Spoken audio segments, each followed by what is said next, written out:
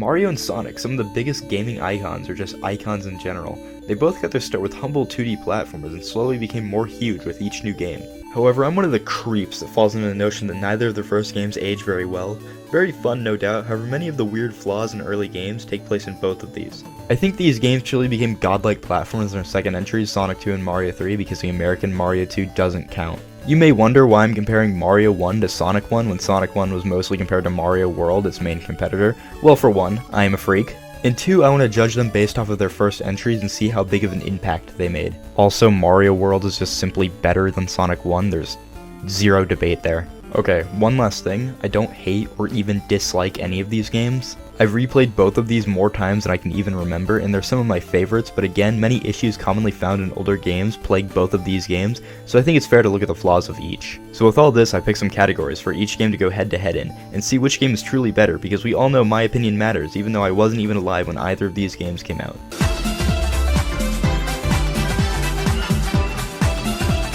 So I was debating on even including graphics because we already know who wins here. It's Sonic. But I wanted to point out how both of these games use very vibrant color schemes, but since Sonic was on much more powerful hardware and was part of the game's identity, it obviously wins by a landslide. But this kind of shows what each game's goal was. Mario was mostly focused on good platforming, while Sonic was mostly focused on speed and lush environments. But this brings me to my next point on the list, the gameplay.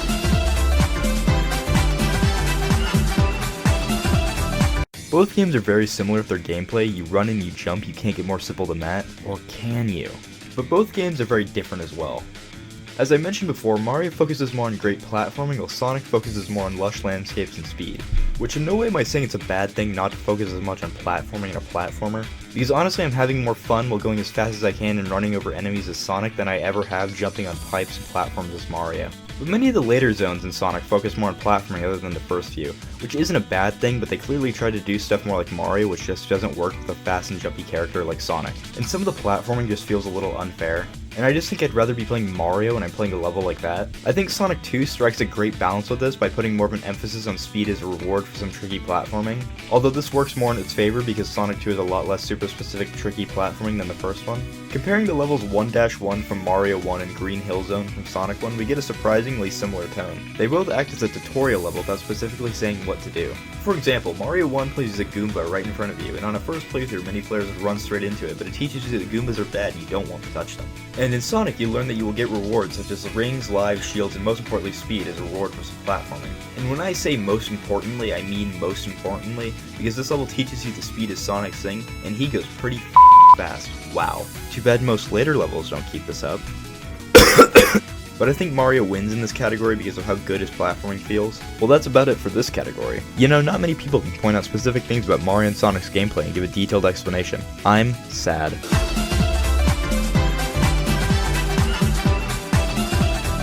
Mario's first level, which we just call 1-1, it opens up with a Goomba placed right in front of you, and it teaches you that if you run into him, it's bad, and if you jump on him, it's good. Then shows you a question block, which gives Mario a mushroom, turning him big. Hey, same. Don't overthink that one. Green Hill Zone essentially is the same idea, but instead focusing on how speed is a reward for good platforming. And showing the player that the top route is faster and it's harder to stay on, but has more rings and rewards, while the bottom route has more risks, but you can easily find a way to get higher. Both are genius in showing the ins and outs of each game, but I think some of the later levels suffer from being a little bit too hard and unfair. After Green Hill Zone, we get Marble Zone, which is fun, but it feels a little bit stupid at times, and later we get to Labyrinth Zone, and it just gets to the point where I'd rather just be playing a Mario game. I have an uncontrollable hatred for Labyrinth Zone that I will not be getting into. Mario's worlds get much harder as you progress, especially the last two, but the castle levels in the end work like mazes, which I was never able to get the hold of. It's practically a guessing game and gives you nearly zero hints on what to do, and I think if you're just replaying the game and have access to a time travel system, it's fair enough to use it, just so you don't lose all your time. However, when Sonic isn't strictly platforming, there are some banger zones. Thank God I got that word out of the way. Green Hill Zone, Spring Yard Zone, Scrap Brain Zone can all be really fun, and while Labyrinth Zone sucks, the others can be at least very fun, even though the platforming can be a little bit dumb at some points. So Sonic wins in this one. Mario is really fun, but rarely adds any new stuff, but in pretty much every new Sonic Zone it adds something brand new. Not always good, but still.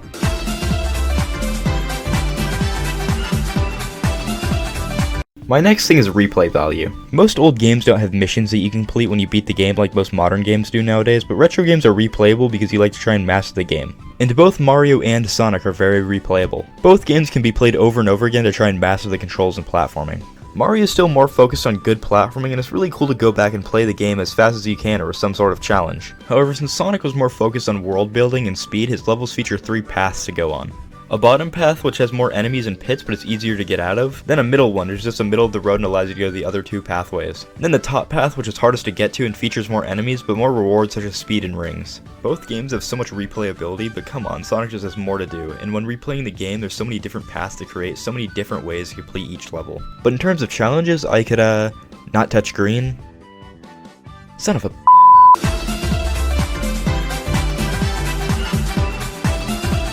Both here are huge franchises, and I don't think anything else in gaming can hold as much power as Mario and Sonic have. And that goes to speak how groundbreaking each one of these games really were for the time. Mario shaped what a 2D platformer was, and Sonic built upon that, introducing blazing speeds and lush environments. That last message is a physical embodiment of being chronically online. But in terms of lasting impact, it's hard to calculate them because of how much influence they've had. Sonic's entire character design, which in my opinion is one of the most appealing character designs ever, was specifically made to appeal to American audiences to take over the Western audience of video games. So that definitely says more than anything this entire video can say. I'm gonna give this one a tie though because of how truly massive each one of these franchises are. So yeah, do that.